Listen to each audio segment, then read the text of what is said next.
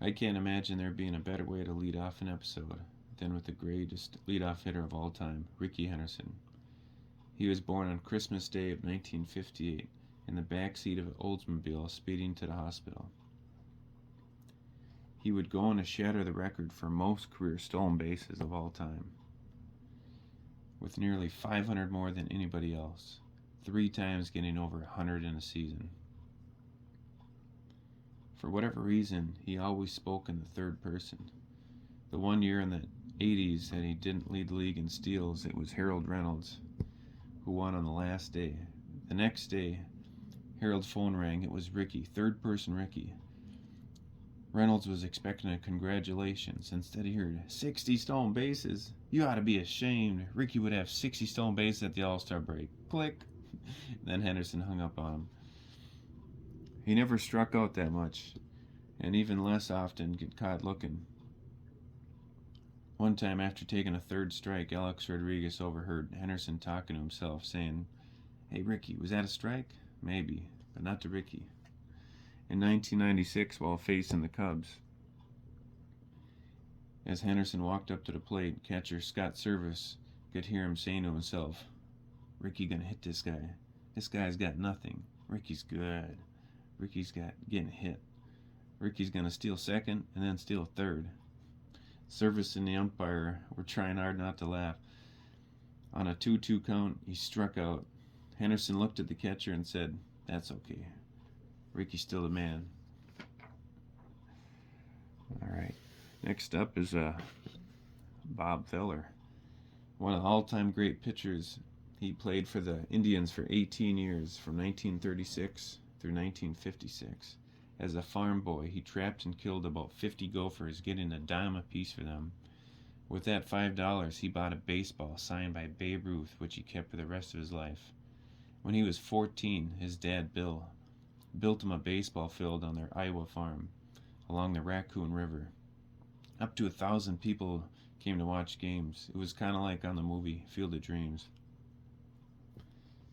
In his first MLB start, he got 15 strikeouts and a complete game win, and he was still in high school. I don't know about what you were doing in high school, but I sure wasn't facing grown-ass men trying to crush my fastball a country mile and killing my soul.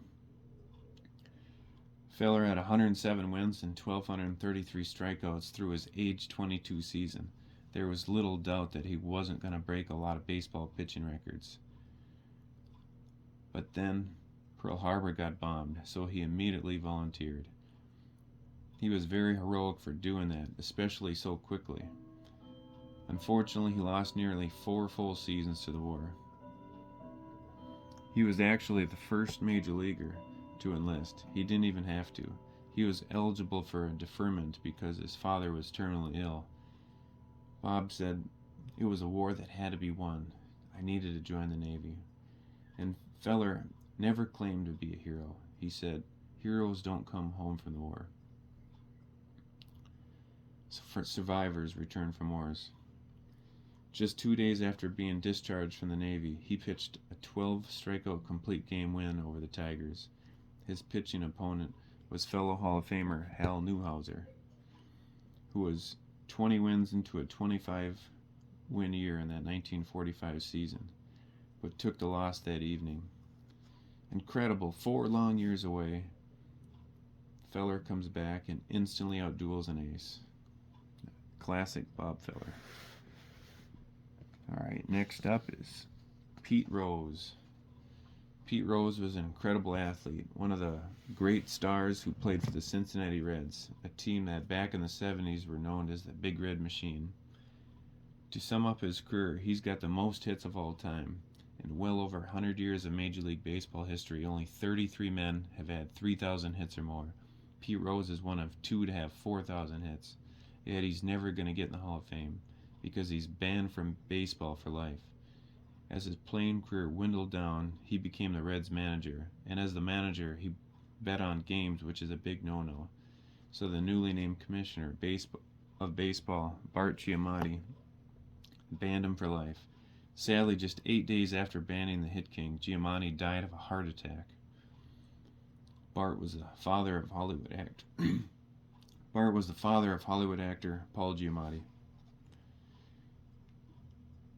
Rose played the game like he was mad, all the time.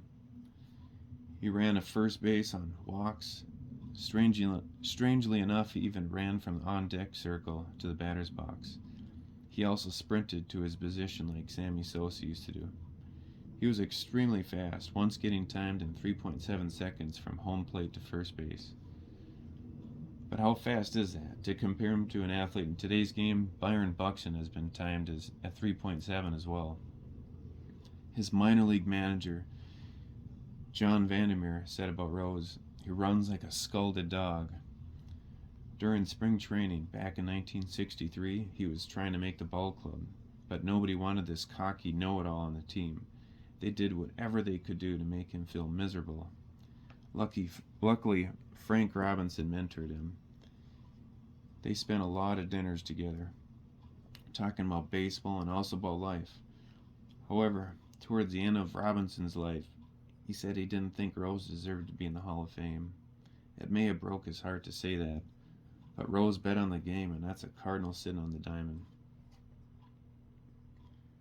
He was 2 hours late for his own wedding reception because he was getting his Rookie of the Year award.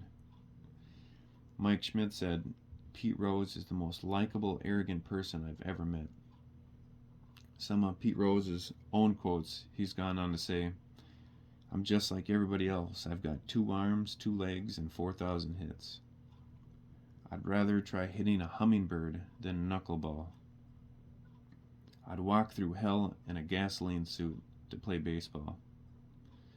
One time when he was talking about being in a slump, he said, "When you're going like this, it looks like even the umpires have gloves." His great manager from the Reds days, Sparky Anderson, said, "Nobody who ever put on a uniform ever played the game harder than Rose. He could beat you in so many ways. It was unbelievable. He simply knew how to win." Next up is Don Drysdale. Don Drysdale was a big boy who pitched in a lot of big games throughout his Dodger career. In the 1965 World Series against the Minnesota Twins, Game 1 came on Yom Kippur, which is a Jewish holiday. So Sandy Koufax, who's Jewish, refused to play that day. Drysdale got the nod instead, but the Twins knocked him around. When the great manager Walter Alston came to the mound to pull him from the game, Drysdale said, "I bet you wish I was Jewish." They say he was almost as intimidating as Bob Gibson. Tommy Lasorda said, "On the field, he was as mean as a snake." Mickey Mantle has said, Drysdale would come by before the game and start poking him on his body, asking him where he'd like to get hit that day. Mantle has also said one time, "I hated a bat against Drysdale. After he hit you, he'd come around, look at the bruise on his arm and say, 'Do you want me to sign it?'" Duke Snyder told a story about how Drysdale was told to walk Frank Robinson. Drysdale thought, "Why waste 4 pitches?" So he drilled him on the first pitch. Don had a rule. He said, if you hit one of his batters, he'd hit 2 of yours. If you'd hit 2 batters, he'd hit 4 of yours. He always doubled up.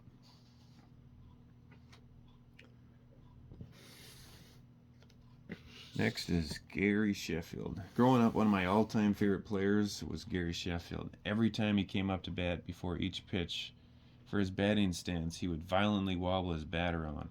I'm sure it made him look more intimidating to pitchers. Heck, it was intimidating to me, watching on the couch.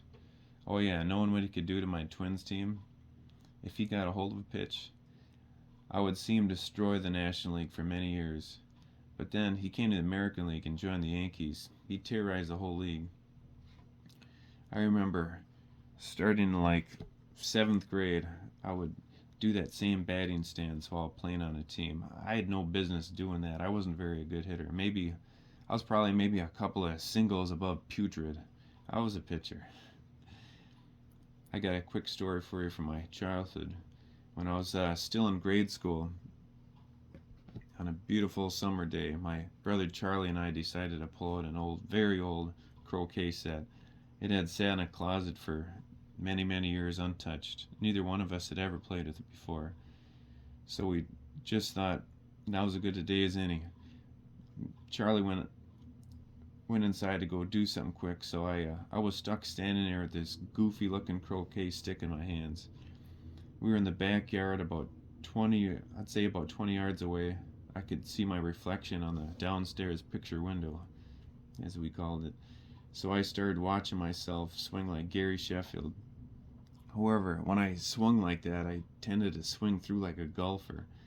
And on one of those good old Gary Sheffield swings, the end of the croquet stick flew off and was quickly slicing through the air like at an axe throwing contest. My heart was pumping out of fear. I was about to lose my shit, and then bullseye, right in the middle of that huge window.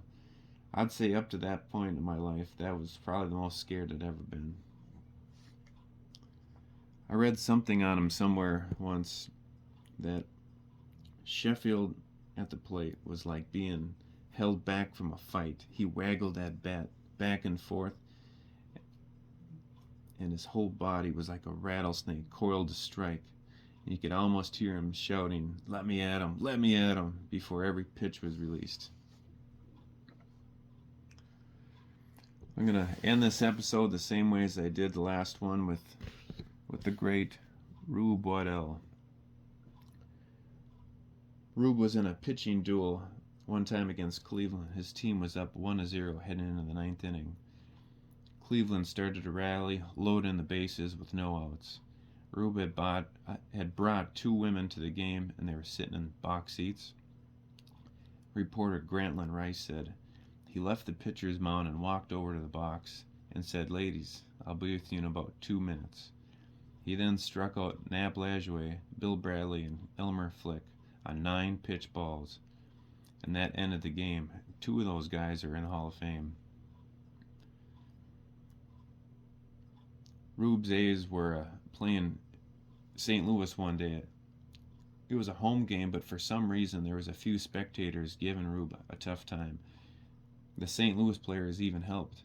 The sick bastards were replaying messages to those rowdy fans on what to say. Rube decided to confront some of the taunters. He walked over to the crowd along the first base side, scanning them over, looking for the main hooligan. As he found him, with his eyes wide open, he shouts, "I've got you." Rube vaulted the railing, climbed up the rows like an escaped gorilla, and grabbed the goon. Rube clocked him right in the nose. One writer said Rube shook the guy like a terrier with a rodent. Rube was a big drinker, so one time his manager, Connie Mack, sat him down to try to get him to quit. Mack grabbed a glass and dropped 3 live worms into it. Then he poured 3 fingers of whiskey into the glass. He told Rube to watch closely, as the slimy worms quickly died. Mack asked Waddell if he understood what he was trying to say to him. Rube smiled and said, "You're trying to relieve my mind. It's sure good to know that a drinking man ain't never gonna have to worry about worms in his stomach." And finally, when Rube was 7 years old, known then as Eddie, he was spying on a fish that was eluding his hook, so he dove into the stream after it and was able to grab it. Rube Waddell, no question, takes the cake as the most interesting ball player in the game, but there is plenty more different players to go. But that'll do it for this episode.